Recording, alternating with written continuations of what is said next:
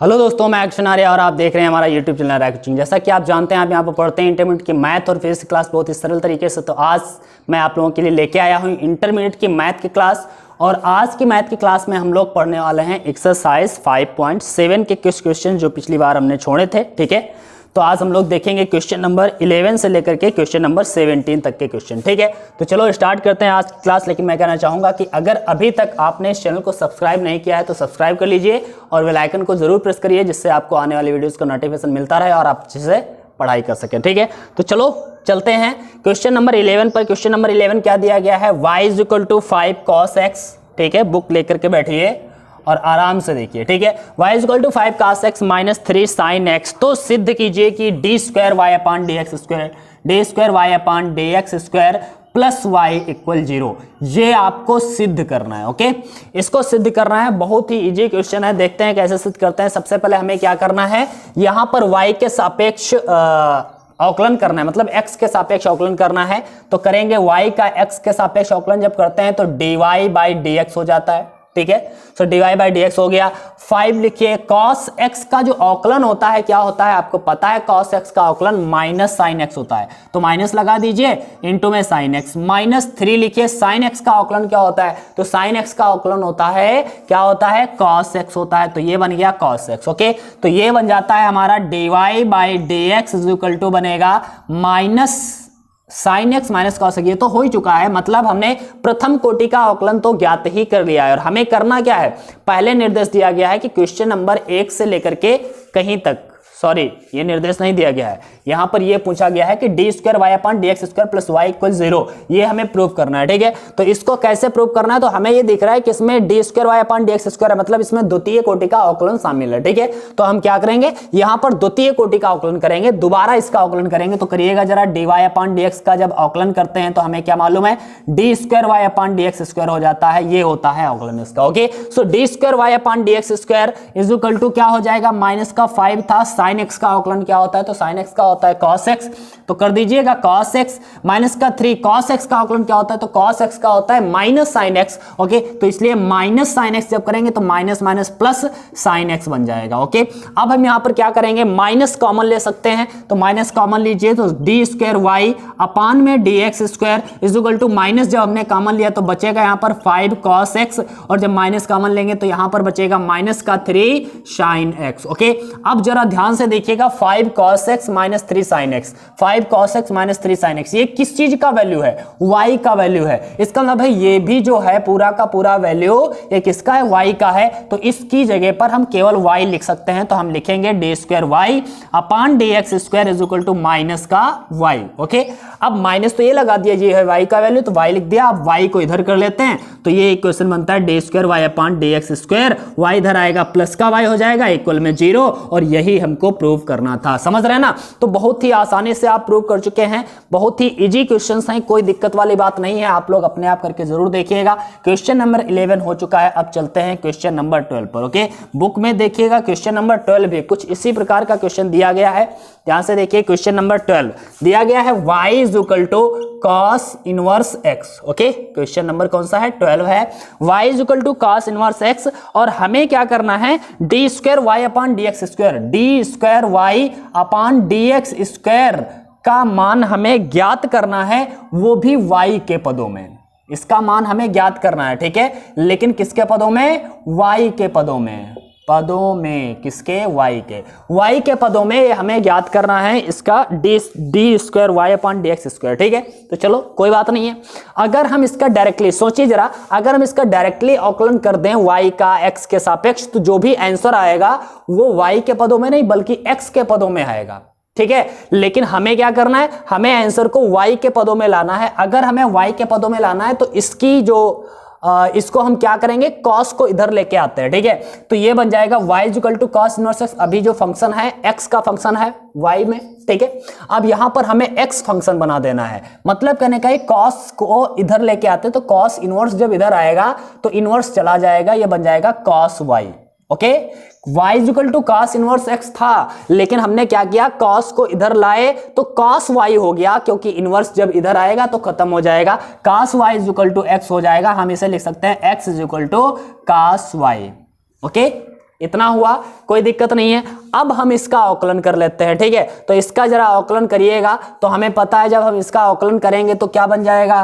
ध्यान से देखिएगा, जब हम y इज इक्वल टू अगर cos x या sin x कुछ भी दिया होता है तो y का अवकलन x के सापेक्ष करते हैं, लेकिन जब x is equal to sin y दिया है तो हम x का अवकलन y के सापेक्ष करेंगे, ठीक है। जैसे यहां पर हम y का अवकलन x के सापेक्ष करते थे तो ये बन जाता था dy अपॉन dx, लेकिन यहां पर हम जब x का अवकलन y के सापेक्ष करेंगे तो यहां पर क्या बन जाएगा, dx अपॉन dy। ओके, अगर हम x का अवकलन x के सापेक्ष करें तो x का अवकलन 1 होता है, ठीक है। यहां पर हमने क्या किया है, x का अवकलन y के सापेक्ष किया है, इसलिए dx अपॉन dy होगा। समझ रहे हैं, y का अवकलन x के सापेक्ष होगा तो dy अपॉन dx होगा, x का अवकलन y के सापेक्ष dx अपॉन dy होगा। अगर हम y का अवकलन y के सापेक्ष करें तो 1 होगा, x का अवकलन x के सापेक्ष करें तब भी 1 होगा, ठीक है। तो कहने का मतलब है यहां पर हम क्या करने वाले हैं, x का अवकलन y के सापेक्ष करने वाले हैं, तो इसलिए यहां पर क्या होना चाहिए, dx अपॉन dy हो जाएगा, और बराबर में cos y का अवकलन हो क्या जाएगा, तो cos y का होता है माइनस sin y। ओके, ये हो गया। अच्छा, दूसरा हमें अब दोबारा अवकलन करना होगा, तो हम देख रहे हैं कि जब हम dy अपॉन dx का दोबारा अवकलन करते थे तो क्या आता था, d square y upon dx square, और अगर हम dx अपॉन dy का अवकलन दोबारा करेंगे तो आना चाहिए d square x upon dy square, ठीक है। अब d square x upon dy square, यहां पर d square y upon dx square, ये सेम चीज, हम इसको सेम चीज तो कह नहीं सकते। अगर हम इसको पलट भी दें, मतलब dy square upon d square x लिखें, तब भी ये दोनों सेम चीज नहीं है। समझ रहे ना, मतलब यहां पर होना क्या है, हमें तो d square y upon dx square चाहिए, मतलब जो हमारा दूसरा अवकलन होना है, दूसरा अवकलन x के सापेक्ष ही चाहिए। अगर हम इसका अवकलन दोबारा करते हैं y के सापेक्ष तो ये आ जाएगा d square x upon dy square, लेकिन हमें ऐसे नहीं चाहिए, हमें चाहिए है d square y upon dx square. इसके लिए हमें इसको पलट लेना पड़ेगा, इसका रेसिप्रोकल लेना पड़ेगा, तो ये बन जाएगा dy upon dx is equal to, इसका पलट दीजिए, माइनस का 1 upon sine y। Okay, then dy upon dx बन गया हमारा माइनस 1 अपॉन साइन होता है कॉसेक, तो बन गया कॉसेक y। ओके, इतना हो गया। अब हम इसका दोबारा अवकलन कर दें, अब हम दोबारा अवकलन करेंगे x के सापेक्ष, तो ये क्या बन जाएगा, तो बताइए, x के सापेक्ष अब करने जा रहे हैं, ठीक है। तो करिए d square y upon dx square बराबर में माइनस कॉसेक y का x के सापेक्ष अब कर रहे हैं, तो x के सापेक्ष करेंगे तो कॉसेक y का क्या हो जाएगा, cosec x into cot x, यही तो होता है फार्मूला। कॉसेक x का क्या होता है, minus cosec into cot x, तो ये माइनस खत्म हो जाएगा, प्लस कॉसेक x मतलब cosec y into cot x मतलब कॉट y, और इंटू में y का दोबारा होगा, और हमें पता है y का क्यों दोबारा होगा, क्योंकि इसने x की जगह ली है। अगर हम कॉसेक y का y के सापेक्ष कर रहे होते तो हमें दोबारा नहीं करना पड़ता, लेकिन जैसे यहां पर हमने किया था, cos y का हमने y के सापेक्ष किया था, यहां पर y के सापेक्ष अवकलन हो रहा था, इसलिए हमें y का दोबारा नहीं करना पड़ा। यहां पर हम क्या कर रहे हैं, x के सापेक्ष अवकलन कर रहे हैं, मैंने पलट लिया है उसको, अब x के सापेक्ष अवकलन कर रहे हैं, इसलिए y का दोबारा करना पड़ेगा, और y का अवकलन क्या होता है, हमें पता है dy अपॉन dx। ओके, अब dy अपॉन dx का वैल्यू क्या है, यहां पर रख दो, dy अपॉन dx का वैल्यू है ये, तो यहां पर हम रख देते हैं, या फिर ये यहां पर रख दो, ठीक है। तो ये हो जाएगा d square y upon dx square is equal to, ये तो है कॉसेक y इंटू में है कॉट y इंटू में है dy बाई dx, जिसका वैल्यू है ये हमारा माइनस कॉसेक y। ओके, अब हम इनकी जब गुणा करेंगे सो d square y upon dx square बराबर में क्या हो जाएगा, माइनस का कॉसेक y की गुणा माइनस का कॉसेक स्क्वायर y और इनटू में कॉट y, और यही हमारा आंसर होगा। समझ रहे ना, कुछ भी नहीं था, केवल पहले हमें x के सापेक्ष अवकलन नहीं करना था, क्योंकि इसने बताया था y के पदों में उसको आंसर चाहिए। तो हमने क्या किया, उसको पहले हमने y के पदों में बदला, मतलब y equal cos inverse x दिया था, तो हमने x इक्वल cos y निकाल लिया, और उसके बाद में हमने उसका y के सापेक्ष अवकलन किया, और y के सापेक्ष अवकलन करने के बाद में हमने क्या किया है, तो उसके बाद में फिर x के सापेक्ष अवकलन किया है जब दूसरा अवकलन किया, ठीक है। तो ये हो गया हमारा क्वेश्चन नंबर 12। अब चलते हैं क्वेश्चन नंबर 13 पर। क्वेश्चन नंबर 13 को देखिएगा, वो भी कुछ इसी प्रकार का क्वेश्चन है, इससे सरल है, कोई दिक्कत वाली बात नहीं है। लेकिन एक काम करिएगा, आप लोग अपने आप जरूर क्वेश्चन को सॉल्व करके देखिए, क्योंकि अगर आप अपने आप नहीं करते हैं तो फिर दिक्कत हो सकती है आपको, ठीक है। तो अपने आप क्वेश्चन को जरूर सॉल्व करिए, ये मैं जरूर कहूँगा। चलो अगला देखते हैं, अगला क्वेश्चन क्या है। क्वेश्चन नंबर 13 दिया गया है y = 3 cos log x, okay, plus 4 sin log x।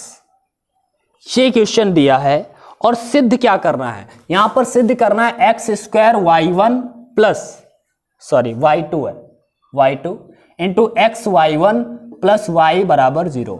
ये हमको प्रूव करना है। अब देखते हैं इसको कैसे प्रूव करते हैं। अब x1 y1 का मतलब आप समझ रहे हैं। x1 y1 का मतलब है, अगर हम y का अवकलन कहें करो तो y का अवकलन क्या होता है, dy/dx, x के सापेक्ष, ठीक है। इसी को हम y डैश भी लिख सकते हैं, मैंने कल भी बताया था, ठीक है। इसी को हम y1 भी लिख सकते हैं, ठीक है, और इसी को f डैश x भी लिख सकते हैं। मतलब कहने का ये है कि y के अवकलन को dy/dx भी लिखा जा सकता है, y डैश भी लिखा जा सकता है, y1 भी लिखा जा सकता है और f डैश x भी लिखा जा सकता है। इसी प्रकार इसका जब डबल अवकलन होता है तो क्या हो जाता है, d²y/dx², या तो y डबल डैश, या तो y2, या फिर y डबल डैश x लिखा जाता है, ठीक है। तो यहां पर y1 और y2 का मतलब क्या है, y1 का मतलब होगा इसका प्रथम अवकलन और y2 का मतलब है द्वितीय अवकलन, ठीक है। तो ये अपना याद रखिएगा। तो यहां पर हमें क्या करना है, सबसे पहले y का अवकलन करना है x के सापेक्ष, ये हो जाएगा y1, ओके। dy/dx नहीं लिखेंगे अब, y1, क्योंकि हमें y1 y2 में चाहिए आंसर, ठीक है। तो हमने लिख दिया y1 = 3 लिखिए। cos log x का अवकलन क्या होगा, तो cos का होता है माइनस साइन x, तो ये हो जाएगा माइनस साइन log x। लेकिन log x ने x की जगह ली है, इसलिए log x का दोबारा होगा तो 1/x होता है, तो 1/x कर दिया, मतलब बटे में x आ गया। प्लस इसी प्रकार 4 लिखा, sin x का क्या होता है cos x, तो ये कर दिया cos log x, ओके। लेकिन log x का दोबारा होगा तो log x का क्या हो जाएगा 1/x, क्लियर। अब यहां पर एलसीएम ले लिया जाएगा x, देन ये हो जाएगा y1 माइनस का 3 sin log x, okay, plus 4 cos log x, इतना हुआ, सबके बटे में, दोनों के बटे में आ गया x। अब ये x इधर आएगा तो ये बन जाएगा x y1 बराबर माइनस का 3 sin log x plus 4 cos log x, ठीक है। अब हमें इसका क्या करना है, दोबारा अवकलन करना है, क्योंकि y2 तक हमें करना है जो आंसर में दिया है, ठीक है। तो हम क्या करेंगे, इसका दोबारा करेंगे तो फर्स्ट सेकंड लगने वाला है, क्योंकि हमें पता है दोबारा जब करेंगे तो यहाँ पर दो चीजें आ गई हैं, फर्स्ट सेकंड, ठीक है। तो फर्स्ट सेकंड लगाइए, जिसे हम प्रोडक्ट रूल कहते थे, फर्स्ट का डेरिवेटिव लिया, सेकंड को छोड़ दिया, फिर सेकंड का लिया, फर्स्ट को छोड़ दिया, ठीक है, वही वाला। तो क्या करना है, पहले हमें फर्स्ट का डेरिवेटिव लेना है, 1 का क्या हो जाएगा, x का क्या हो जाएगा 1, ओके, इंटू में y1 का जो डेरिवेटिव होगा क्या हो जाएगा y2। जैसे dy/dx का क्या हो जाता था d²y/dx², तो हम d²y/dx² क्या लिखेंगे y2, ठीक है। प्लस सेकंड का नहीं करना था भाई, यहां पर क्या करना था, फर्स्ट का डेरिवेटिव लिया 1 और सेकंड को ऐसे ही छोड़ देना था, और प्लस सेकंड का करेंगे तो y1 का करेंगे तो y2 इंटू फर्स्ट को ऐसे छोड़ देंगे x, इक्वल में क्या आ जाएगा माइनस का 3 sin log x का क्या हो जाएगा, तो sin x का होता है cos x, ठीक है। तो ये बन जाएगा cos x का मतलब है log x, तो cos log x हो गया, लेकिन log x का दोबारा होगा तो 1/x, ये तो होना ही था, ठीक है।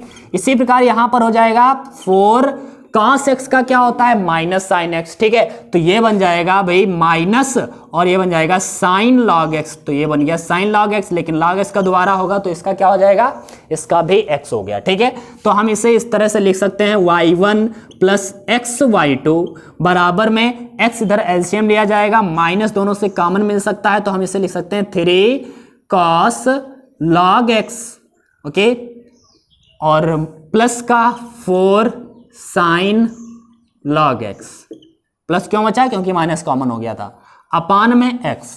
अब ये x इधर आएगा तो दोनों से गुणा कर सकते हैं हम, x का y1 के साथ गुणा तो x y1 प्लस x का x के साथ गुणा तो x स्क्वायर y2 बराबर में माइनस लगाइए और ये वाला जो वैल्यू है इसको जरा देखिए ऊपर वाले वैल्यू से मिलाइए, 3 cos log x plus 4 sin log x plus 4 sin log x, मतलब ये जो वैल्यू है ये किसका है, y का है, तो इसकी जगह पर हम लिख सकते हैं y, x तो इधर आ गया है, गुणा कर दिया है, ठीक है। अब y को इधर लेके आइए और इसको जरा सीरियल से लिख दें, तो इसे लिखें x स्क्वायर y2 पहले लिख दें, फिर लिख दीजिए x y1 और y इधर आएगा तो प्लस का वो भी y हो जाएगा, बराबर में क्या बचा, 0, और यही हमको प्रूव करना था, देखिएगा जहां पर हमने लिखा है वो प्रूव करना है, ठीक है। तो देख रहे हैं बहुत ही आसानी से आप इस तरह से क्वेश्चंस को सॉल्व कर सकते हैं, लेकिन बस जरूरत है आपको प्रैक्टिस की, क्योंकि क्वेश्चन बहुत ही इजी आपको देखने में लगेंगे, जब मैं पढ़ाऊंगा तब आपको लगेगा बहुत ही इजी है,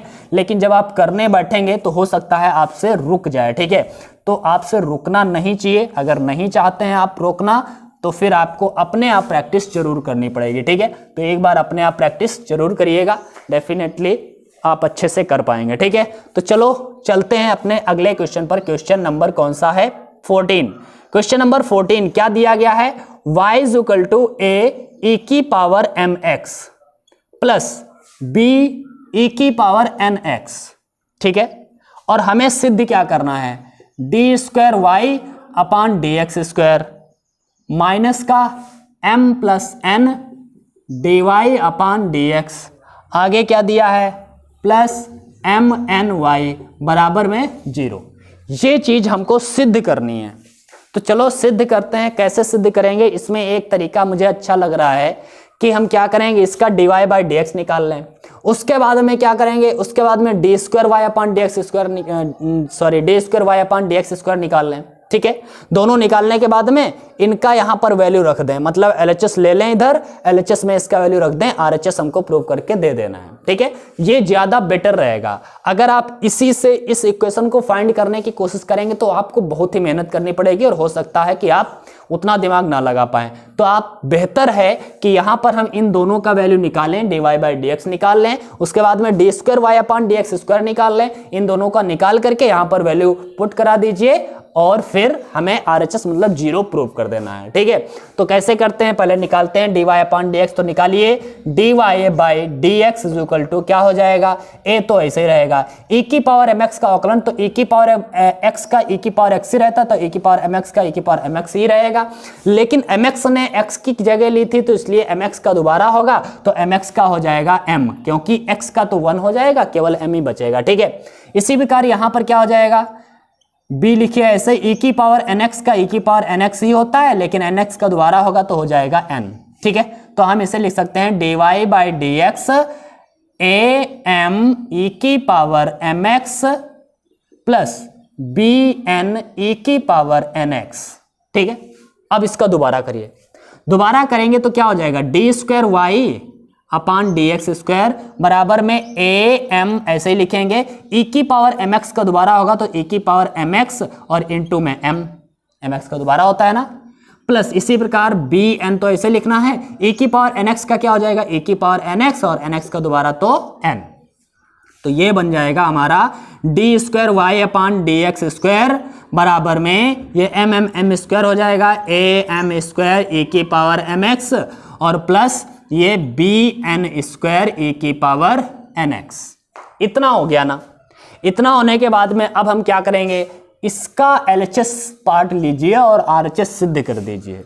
तो यहां पर हम लेते हैं उसका LHS क्या दिया गया है बच्चा, D square Y upon D X square और माइनस का m plus N D Y upon D X और प्लस का एम एन वाई बराबर में 0 तो हमें प्रूव करना है, ठीक है। सो D square Y upon D X square का वैल्यू रख दीजिए, ये जो है हमने निकाला है, लिखिए ए एम स्क्वायर ए की power M X plus B N square A की पावर एन एक्स। ये तो हो गया D square Y upon D X square का वैल्यू, माइनस लगाइए m प्लस एन लिखिए और इंटू में D Y upon D X का वैल्यू लिखिए। तो D Y upon D X का वैल्यू क्या है, तो D Y upon D X का वैल्यू ये है हमारा क्या है, ए एम ई की power M X plus B N E की पावर एन एक्स।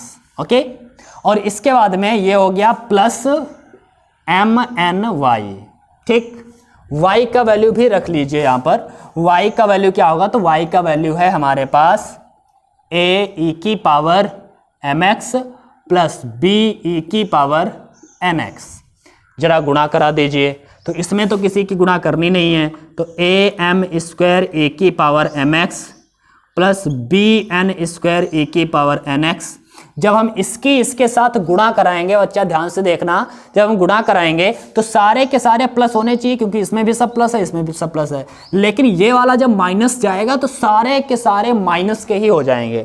तो करते जाइए गुणा और माइनस का करते जाइए। तो m और m की गुणा होगी तो ये बन जाएगा ए एम स्क्वायर ई की पावर एम एक्स। ठीक है, m का जब इसके साथ होगा तो क्या हो जाएगा, माइनस का बी एम एन ई की पावर एन एक्स। अब n का करिए, n का करोगे तो क्या बन जाएगा, ए एम एन ई की पावर एम एक्स।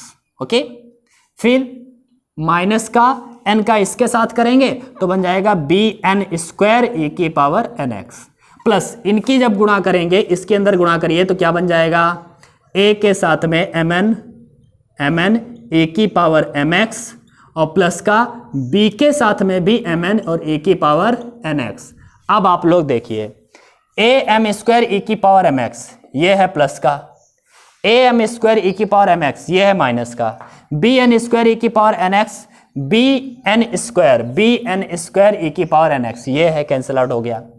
इसके बाद में बी एम एन ई की power N X, B M N E की power N X, A M N E की power M X, A M N E की power M x, सब कुछ cut गया। आंसर क्या आया हमारे पास, 0, जो हमें प्रूव करना था RHS। ठीक है, तो देखिए ये भी एक तरीका था, इस तरह से हम लोग प्रूव करेंगे तो ज़्यादा बेहतर होगा और ज़्यादा सरल पड़ जाता है। ठीक है, तो चलो देखते हैं अगला क्वेश्चन। लेकिन मैं ये जरूर कहूँगा अपने आप लोग ज़रूर करिए। ठीक है, हर क्वेश्चन को अपने आप सॉल्व करने की कोशिश करिए। जब आप अपने आप सॉल्व करते हैं तभी आपको अच्छे समझ में आता है, ऐसे देखने से ही मैथ नहीं आती है। ठीक है, तो चलो देखते हैं अगला क्वेश्चन। अगला क्वेश्चन क्या दिया गया है, क्वेश्चन नंबर 15। क्वेश्चन नंबर 15 क्या दिया है, y इज इक्वल टू 500 ई की पावर 7x प्लस 600 ई की पावर माइनस 7x। ठीक है, और सिद्ध करना है हमें D square Y upon D X square 49y। ठीक है, ये हमें सिद्ध करना है। चलो सिद्ध करते हैं, कैसे, सबसे पहले D Y by D X निकालिए। सो डी वाई बटे डी एक्स बराबर में 500 तो ऐसे ही लिखेंगे, e की पावर 7x का e की पावर 7x रहेगा, लेकिन 7x का दोबारा होगा क्योंकि उसने x की जगह ली थी तो 7 ये आ गया, प्लस इसी प्रकार ये हो जाएगा 600 ऐसे ही e की पावर -7x का e की पावर -7x तो रहेगा ही, लेकिन यहां पर -7 दोबारा आ जाएगा। ओके, इतना हो गया। अब हमें क्या करना है, D Y upon D x, इसमें हम दोबारा करते हैं अवकलन, और जब हम दोबारा करेंगे तो क्या हो जाएगा, ध्यान से देखिए, मतलब दोबारा कर रहे हैं तो D square Y upon D X square लिखना चाहिए, तो लिख दीजिए। अब लिखिए 500 ऐसे रहेगा, e की पावर 7x का क्या हो जाएगा, तो e की पावर 7x का e की पावर 7x और 7x का दोबारा होगा तो 7 और एक पहले से 7 था। ठीक है, इसी प्रकार यहां पर भी 600 ऐसे रहा, e की पावर -7x का e की पावर -7x, लेकिन 7x का दोबारा होगा तो -7x फिर हो जाएगा और -7x पहले से भी था। ठीक, इतना हो गया। सो हम ये कह सकते हैं D square Y upon D X square, और ये लिखें 500 e की पावर 7x और इंटू में 7 सते 49, फिर यहाँ पर माइनस माइनस तो प्लस हो ही जाना है, प्लस 600 e की पावर 7x माइनस का और ये 7 सते 49, ये 49 कॉमन ले लीजिए। सो D square Y upon D X square बराबर क्या हो जाएगा, 49 हो गया कॉमन, बचेगा हमारे पास 500 e की पावर 7x, ये 49 चला गया कॉमन में, प्लस 600 e की पावर -7x, ये 49 कॉमन में चला गया। अब ये जो वैल्यू है आपको किस चीज का दिख रहा है, तो ये वैल्यू हमारा y का है, तो यहां पर लिख देंगे y, तो ये बनेगा डे स्क्वायर y अपान डी एक्स स्क्वायर बराबर में 49y। और यही हमको क्या करना था, प्रूफ करना था। तो ये भी हो गया है सिद्ध। देखिए कितनी इजी तरीके से आप देख रहे हैं, ठीक है। तो इस तरह से आपको सिद्ध करना है और बहुत ही आसानी से आप कर भी सकते हैं, ठीक है। चलो अगले क्वेश्चन पर चलते हैं। अगला क्वेश्चन, क्वेश्चन नंबर 16 क्या दिया गया है, क्वेश्चन नंबर 16 दिया गया है e की पावर x इंटू में x प्लस वाई इक्वल में 1, और हमें सिद्ध करना है D square Y upon D X square बराबर में D Y by D X का होल स्क्वायर। ये चीज़ हमें प्रूफ करना है। चलो प्रूफ करते हैं, कैसे करेंगे ये भी देखा जाएगा। सबसे पहले हमें क्या करना है, y के इक्वल में हमें एक इक्वेशन प्राप्त करनी है। किसके इक्वल में, y के इक्वल में। और हमने इस क्वेश्चन को शायद गलत लिखा है बच्चा, अब मैंने ध्यान दिया, e की पावर x नहीं है, e की पावर y है, और यहाँ पर x प्लस 1 है, y नहीं है, ठीक है। इस तरह से दिया है। हमें सबसे पहले क्या करना है, y के पदों में इस इक्वेशन को फाइंड करना है। तो कैसे करते हैं ध्यान से देखिएगा। सबसे पहले हम क्या करेंगे, 1 प्लस एक्स या x प्लस 1 को अपान में करते हैं, तो यहां पर बचेगा e की पावर y बराबर में 1 अपान 1 प्लस एक्स। ये 1 प्लस एक्स 1 के अपान में चला गया। अब e को उधर करिए, और आज मैं तुमको सही बात बता दूं, जब भी e दूसरी तरफ जाता है तो वो log में हो जाता है, जब भी log दूसरी तरफ जाता है तो e में बदल जाता है, ठीक है। तो यहां पर जब e उधर जाएगा, e की पावर y है, यहां पर बचेगा y, और e उधर गया तो बन जाएगा log 1 upon 1 plus x. e उधर गया तो e log में बदलता है, log जाएगा तो e में बदल जाएगा, ठीक है। तो ये हमारा हो गया equation y is equal to log 1 upon 1 plus X. अब हमें इसका करना है, अब करिएगा जरा। y का अवकलन x के सापेक्ष dy अपान dx होता है, log x का होता है 1 अपान एक्स, इसलिए log 1 अपान 1 प्लस एक्स का हो जाएगा 1 अपान 1 प्लस एक्स, क्योंकि ये x की जगह था तो 1 अपान एक्स था, तो x की जगह पर ये रख दिया इनटू में। लेकिन इसने अगर x की जगह ली है तो इसका हमें दोबारा करना पड़ेगा। अब 1 अपान 1 प्लस एक्स का दोबारा कैसे करेंगे वो मैं यहां पर आपको अलग दिखा देता हूं। 1 अपान 1 प्लस एक्स का हमें अवकलन करना है। चलो करना है, कैसे करेंगे, तो इसका हम कर देंगे 1 प्लस एक्स की घात माइनस 1, ऊपर कर दिया इसको, ठीक है, ऊपर कर दिया। 1 प्लस एक्स की घात माइनस 1 था अभी नीचे, ऊपर कर दिया, प्लस का हो गया। अब अवकलन करिए। अवकलन में क्या होता है, जब भी घात में होता है तो वो घात नीचे आती है और एक घात कम हो जाती है। -1 से 1 कम होगी तो -2 हो जाएगा। -1 इंटू 1 प्लस एक्स की घात -2, और ये बटे में आ जाएगा तो -1 अपान 1 प्लस एक्स का होल स्क्वायर, बटे में कर दिया, प्लस की घात फिर हो गई। मतलब है 1 अपान 1 प्लस एक्स का जो अवकलन होगा वो -1 अपान 1 प्लस एक्स स्क्वायर हो जाएगा। तो वही हमें जब इसका दोबारा करना होगा अवकलन, तो हम क्या लिखेंगे, -1 अपान 1 प्लस एक्स का स्क्वायर। अब ये वाला भाई तो पलट के ऊपर आने वाला है, तो ये बनेगा dy by D X is equal to 1 plus X. ये वाला पलट के ऊपर गया, अपान में 1 बचेगा, लिखते नहीं है, इंटू में माइनस का 1 अपान 1 प्लस एक्स का होल स्क्वायर।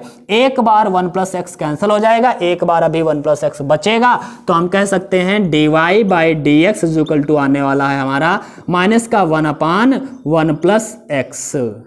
ओके, इतना हो गया dy बाई डी एक्स। हमें क्या सिद्ध करना है, D square Y upon D X square, द्वितीय कोटि का अवकलन करना है। तो करेंगे, कैसे करेंगे, D square Y upon D X square is equal to दिया गया है, अवकलन करना है। इसका जब हम दोबारा अवकलन करेंगे, अब ये वाला वैल्यू और इस वाले वैल्यू को मिलाइए, जरा मिलाइए, तो क्या है, ये वाला वैल्यू और वो वाला वैल्यू सेम है। तो इसका जब हम दोबारा अवकलन करेंगे, जरा सोचिए आप, हम इसका दोबारा अवकलन करेंगे तो जब इसका अवकलन किए थे ये आया था, तो इसका जब हम दोबारा अवकलन करेंगे तो क्या आएगा, वही आएगा, या फिर ये पूरी प्रक्रिया कर सकते हैं हम, ठीक है। यहां पर दिखा देना, हम तो डायरेक्टली लिखे दे रहे हैं। क्या आएगा इसका अवकलन, तो आएगा माइनस का 1 अपान 1 प्लस एक्स स्क्वायर, ठीक है, ये आ जाएगा। अब ये माइनस माइनस हो जाएगा प्लस, तो इक्वेशन बनेगा D square Y upon D X square is equal to 1 upon 1 plus X का होल स्क्वायर। इतना हो गया। अब ये हम देख रहे हैं कि अगर हम ध्यान से देखें D square Y upon D X square बराबर में, यहां पर हम इसको इस तरह से भी लिख सकते हैं 1 अपान 1 प्लस एक्स का होल स्क्वायर, ऐसे लिख दें। अगर माइनस का हो जाएगा प्लस, क्योंकि 2 बार माइनस आया था और 1 प्लस एक्स का होल स्क्वायर था ही, तो माइनस और 1 अपान 1 प्लस एक्स स्क्वायर का होल स्क्वायर लिख सकते हैं। अब ये वाला जो भीतर वाला वैल्यू है ये किसका है, तो ध्यान से देखिए, ये जो भीतर वाला वैल्यू है ये हमारा D Y by D X का है, minus 1 upon 1 plus X, minus 1 upon 1 plus X, ये जो वैल्यू है किसका है, D Y by D X का। तो इसकी जगह पर हम D Y by D X लिख सकते हैं, तो लिख देंगे D square Y upon D X square is equal to, ये हो गया हमारा value D Y by D X का होल स्क्वायर हो जाएगा। ओके, तो यही हमको सिद्ध करना था, हमने सिद्ध कर दिया। कुछ नहीं था, यहां पर थोड़ा सा दिमाग लगाना था, 1 प्लस एक्स को अपान में करना था, ई को उधर भेजना था, जब ई उधर जाएगा लॉग में बन जाएगा, और उसके बाद में फिर अवकलन करना है। आराम से कर लिया, कोई दिक्कत नहीं है, ठीक है। तो बहुत ही इजी है। इसके बाद में हम लेते हैं इसका अगला क्वेश्चन, जो है इस प्रश्नावली का लास्ट क्वेश्चन, ठीक है। उसको भी हम लोग देखते हैं, आसानी से ही सॉल्व करते हैं।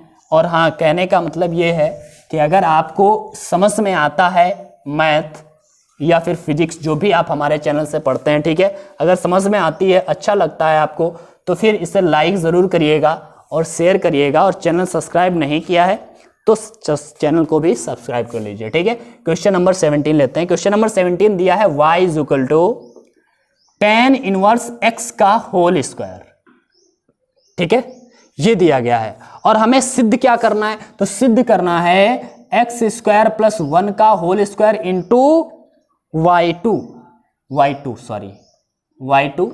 प्लस आगे क्या दिया है 2x into x square plus 1 y1, और इसके आगे क्या दिया है इज इक्वल टू 2। ये हमको सिद्ध करके दिखाना है, ठीक है। तो चलो सिद्ध करते हैं, कोई बात नहीं है। सबसे पहले हमें क्या करना है, सबसे पहले देखो यहाँ पर y1 y2 का मतलब है प्रथम अवकलन और द्वितीय अवकलन, ठीक है। तो यहाँ पर dy बाई डी एक्स ना लिखें, y1 y2 लिख लें, कोई दिक्कत वाली तो बात है नहीं, ठीक है। तो हम यहाँ पर क्या करेंगे, y का जब अवकलन करेंगे तो इसका हो जाएगा y1, ओके। इसका जब हम अवकलन करेंगे तो दिमाग में आप क्या लाते हैं, सबसे पहले स्क्वायर है, तो जब स्क्वायर है तो इसका पहले 2 नीचे आएगा और ये x की जगह ले रहा है, x की पावर n वाला फॉर्मूला लगा रहे हैं, 2 नीचे आया और tan इनवर्स x की घात 1 बचेगी। यही तो अवकलन होता है, x की पावर n का क्या हो जाता है nx n-1, मतलब घात में 1 की कमी आती है, तो वही ऐसे यहां पर आ गया। तो हम y1 को लिख सकते हैं 2 tan इनवर्स x, ये तो हो गया हमारा y1, ओके। इसके बाद में लेकिन अभी एक चीज छूट रही है, 2 tan इनवर्स x पावर 1 हो गया, अच्छी बात है, लेकिन tan इनवर्स x ने x की जगह ली थी, तो इसलिए tan इनवर्स x का अभी दोबारा भी तो होना बाकी है। तो इसका जब दोबारा करेंगे तो tan इनवर्स x का क्या होता है 1 अपान 1 प्लस एक्स स्क्वायर, क्या होता है tan इनवर्स x का मैंने बताया था, ठीक है, 1 अपान 1 प्लस एक्स स्क्वायर होता है। चलो कर लिया, तो हम इसको क्या करेंगे, जो अपान वाला है इधर y की तरफ लेके आते हैं, तो ये y की तरफ आएगा तो बन जाएगा 1 प्लस एक्स स्क्वायर की गुणा हो जाएगी y1 के साथ, और बराबर में क्या बचेगा 2 tan इनवर्स x, ओके। इतना बचा, ये 1 प्लस एक्स स्क्वायर y1 से के साथ गुणा कर दिया, तो 1 plus x square into y1 बराबर में 2 tan इनवर्स x हो गया है। अब यहां पर द्वितीय अवकलन करेंगे, तो द्वितीय अवकलन ये पूरा फर्स्ट है, ये सेकंड है, तो फर्स्ट सेकंड वही जो प्रोडक्ट रूल होता था, फर्स्ट का डेरिवेटिव लीजिए, सेकंड को छोड़िए, फिर सेकंड का लीजिए, फर्स्ट को छोड़िए, तो वही यहां पर करना है।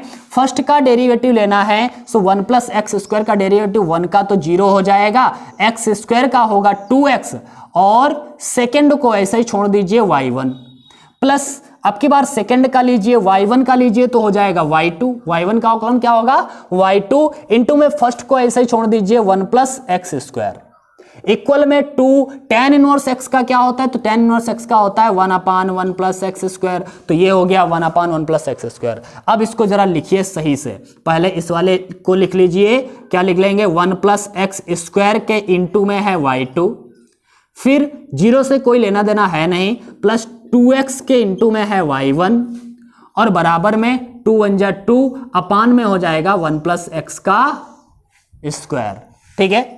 अब आपको क्या करना है, 1 प्लस एक्स स्क्वायर का इधर तिर्यक गुणा करा देंगे। सो 1 प्लस एक्स स्क्वायर की जब 1 प्लस एक्स स्क्वायर से गुणा होगी, सो 1 प्लस एक्स स्क्वायर का होल स्क्वायर हो जाएगा, इनटू में y2 प्लस जब 2x के साथ में इसकी गुणा होगी तो क्या हो जाएगा, 2x इंटू में 1 प्लस एक्स स्क्वायर और इंटू में क्या है y1 और बराबर में क्या बचा 2।